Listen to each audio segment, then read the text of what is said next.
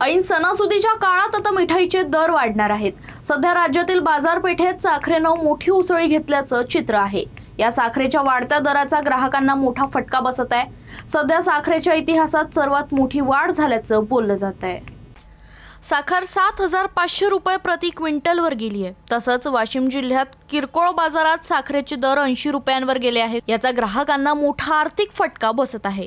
दरम्यान आगामी काळात साखरेच्या दरात आणखी वाढ होण्याची शक्यता व्यक्त केली जाते। कच्च्या साखरेच्या आयातीवरून शुल्क देखील हटवलंय, त्यामुळे साखरेच्या वाढत्या दराचा थेट परिणाम सर्वसामान्यांच्या घरगुती बजेटवर होण्याची शक्यता आहे।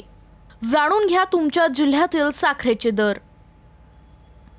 नागपूर 68 ते 70 रुपये किलो, बुलढाणा 80 रुपये किलो, वाशिम 80 रुपये किलो, भंडारा 70 रुपये किलो, अकोला 65 रुपये किलो, चंद्रपूर 60 रुपये किलो, वर्धा 62 ते 64 रुपये किलो, अमरावती 75 रुपये किलो, यवतमाळ 75 ते 78 रुपये किलो, गडचिरोली 60 रुपये किलो।